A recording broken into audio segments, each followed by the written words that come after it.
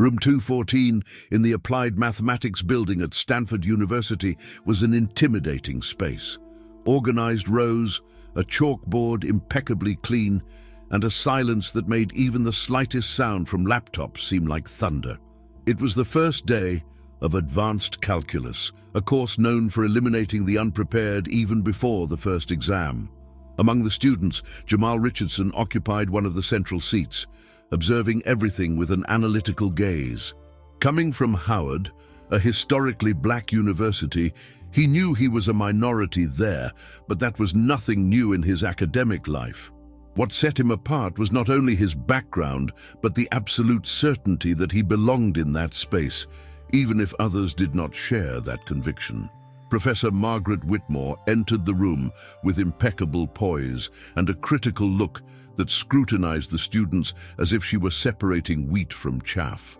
Her resume was extensive, her reputation unbeatable, and above all, her belief in a certain type of student was evident. As soon as her eyes fell on Jamal, an almost imperceptible flash of judgment crossed her face. She knew that type, or at least she thought she did, a transfer student outside the traditional Stanford circle, trying to keep up with an elite class. His name wasn't even among those she had previously reviewed as promising, and that, to her, said a lot. Whitmore wasted no time. On the very first day, she walked slowly to the center of the room, letting the weight of silence fall upon the students. Her voice was cutting and meticulously controlled, as if every word were planned to test the class's attention. Without introductions or formalities, she turned to the board and wrote a complex equation, one that required not only technical knowledge, but also a sharp mathematical intuition. "Can someone solve this?" she asked, crossing her arms. Her eyes swept the room unhurriedly, but her expectation was already set. She knew exactly who should answer. However, before her gaze could settle on the students she considered most prepared, a firm and direct voice stepped forward. "I can." Jamal did not hesitate. There was no doubt nor fear in his tone, just a simple affirmation laden with certainty. The reaction was immediate.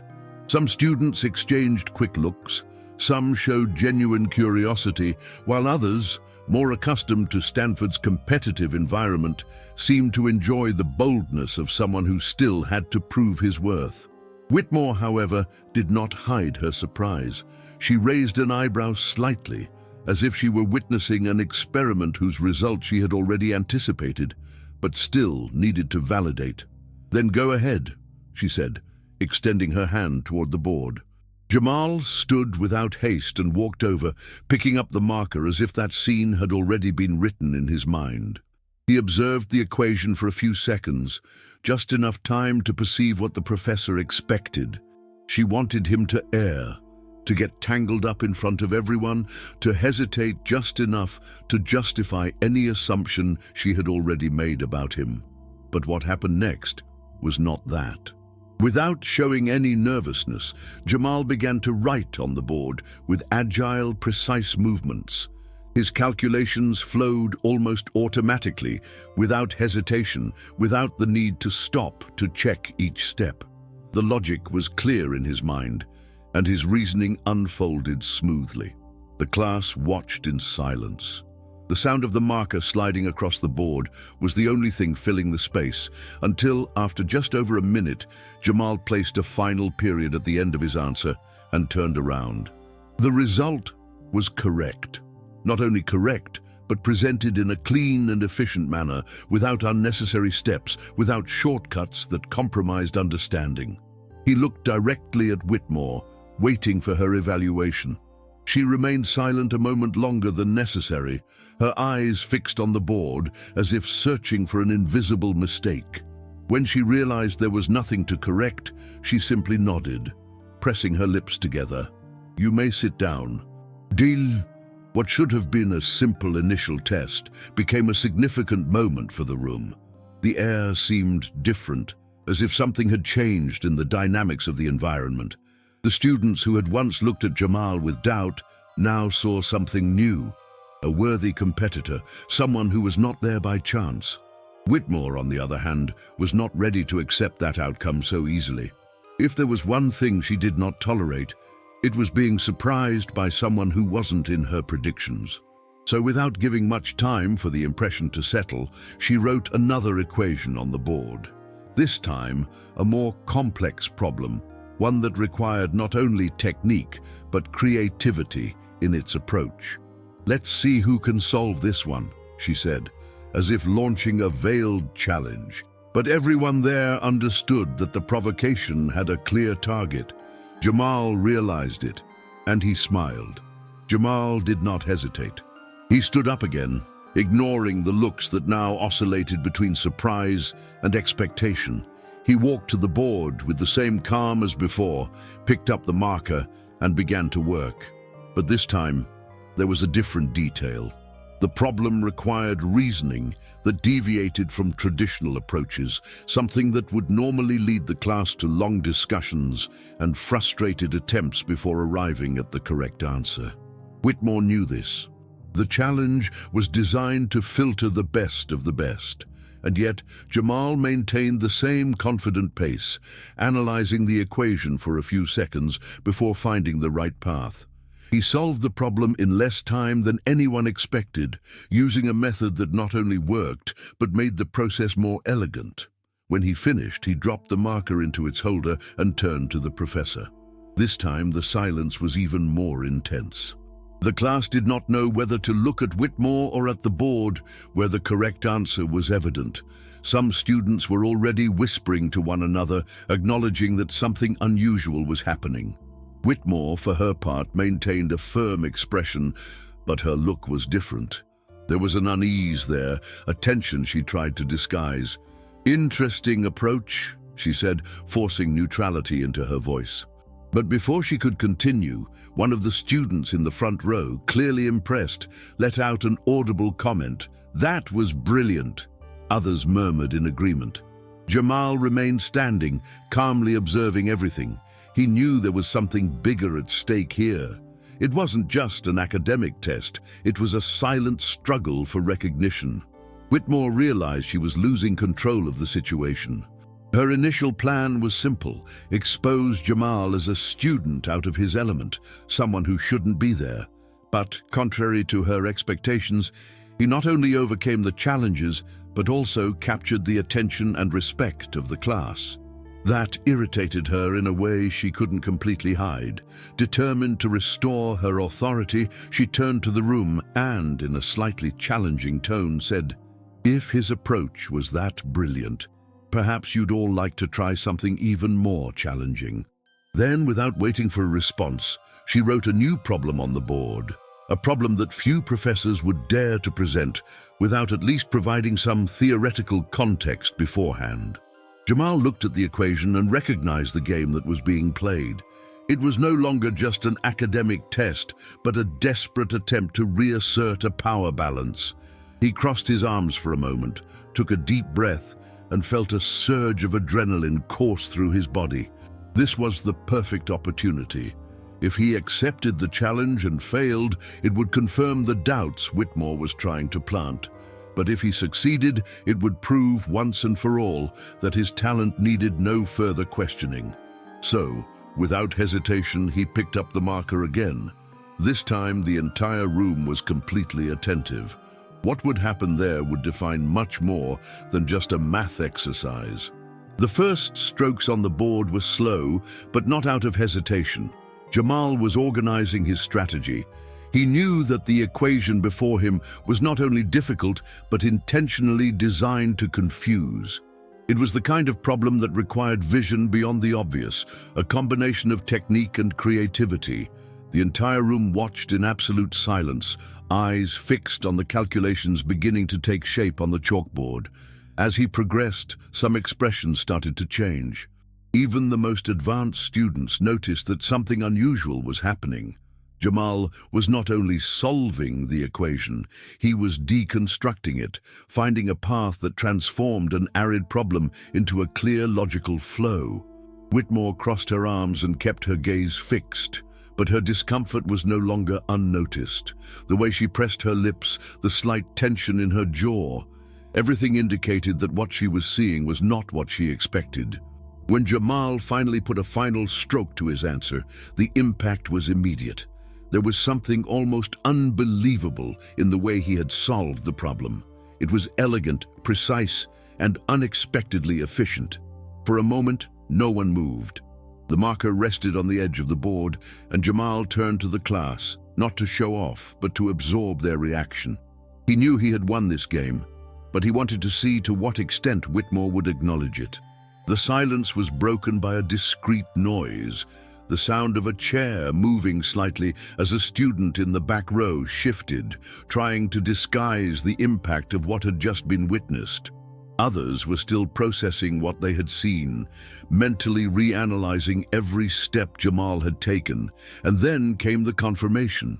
One of the most experienced students, who used to be one of Whitmore's favorites, leaned forward, examined the board, and said, almost without thinking, That makes sense." It was an involuntary yet powerful acknowledgement. However, Whitmore remained motionless. Her eyes scanned the equation again, searching for a mistake, a detail that could invalidate everything. But there was nothing. No misstep, no inconsistency. Only one option remained, to admit that Jamal had won the challenge. But how could she do that without giving him the recognition he clearly deserved? Finally, she took a deep breath and, without looking him directly in the eye, said in a dry tone, "Interesting approach." That was all she managed to say. No praise, no real validation. But the damage was already done, and it was not Jamal who left that room weakened. The tension in the air was palpable. The entire class realized that something significant had occurred. It wasn't just about math.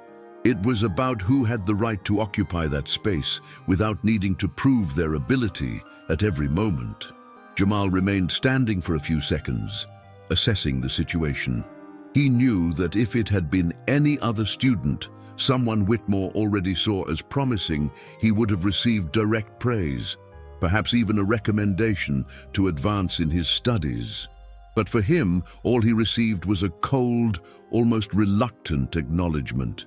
And yet, he was not shaken. He didn't need her validation to know what he was capable of. Before he could return to his seat, however, the door opened. The sound of the hinges caught everyone's attention, and for a brief moment, the tension was replaced by curiosity. A man with graying hair and an analytical expression entered the room, walking unhurriedly. A single glance was enough for several students to immediately recognize him.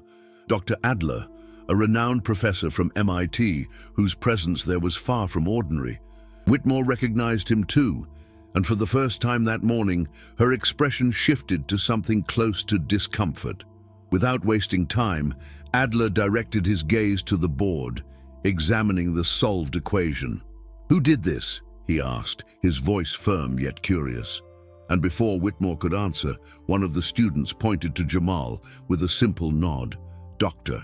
Adler walked over to the board, scrutinizing the solution with the precision of someone who had seen hundreds of different approaches to that type of problem. His eyes narrowed slightly as he analyzed each step of Jamal's reasoning. Then, without disguising his surprise, he nodded. "That is impressive," he declared, breaking the room's silence. The students looked at each other, some still processing what they had witnessed. Adler turned to Jamal, measuring him with a look that carried no prejudice, only genuine curiosity. "Where did you come from?"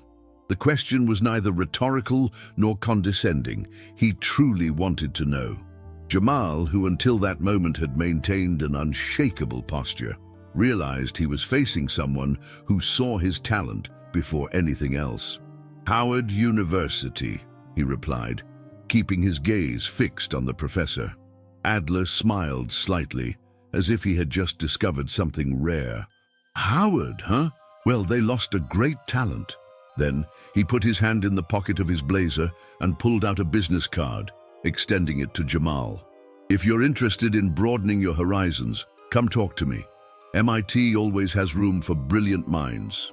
The impact of those words was immediate. The entire room was witnessing not only Jamal's validation, but a complete reversal of the game. The same student Whitmore had tried to discredit was now recognized by one of the greatest authorities in the field of mathematics. For a moment, Whitmore remained still, her eyes fixed on the scene before her. Adler's presence was in itself a surprise, but to see him not only acknowledge, but also invite Jamal to MIT was something she would never have predicted, and definitely not desired. What should have been a demonstration of her authority ended up becoming an episode that would shake her own credibility. The way the class reacted made it clear. There was no longer that initial hesitation about Jamal. There were no more suspicious looks. There was respect, there was admiration, and most importantly, there was a new understanding of who truly dominated that room. Whitmore tried to compose herself, straightened her posture, and cleared her throat as if trying to regain control. But it was too late. Jamal took Adler's card, but he did not immediately confirm anything. He held it between his fingers, feeling its weight, as if he wanted to record that moment in his memory. He didn't need to decide anything at that instant. The simple fact of having that opportunity said everything he needed to know. Calmly, he put the card in his pocket and looked directly at Whitmore. There was no arrogance in his expression, nor any resentment, just a silent understanding that he no longer needed to prove anything. He turned and returned to his seat while the room remained in silence. The weight of that scene would be marked for everyone there, and for Whitmore, it would serve as a reminder that her judgment, so based on assumptions and not on facts, had completely failed. As Jamal sat down, he felt the slight vibration of the business card in his pocket, like a physical reminder of what had just happened. He didn't need to look around to know that the room's dynamics had changed.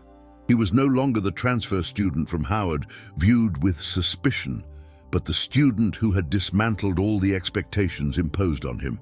Some classmates were still whispering among themselves, processing what they had witnessed. Others looked at Whitmore, waiting for some reaction to re-establish the order that, until that moment, she had imposed without question. But there were no more words from the professor, just a quick nod to let the class continue, as if she tried to move on without acknowledging the change that had settled in that space.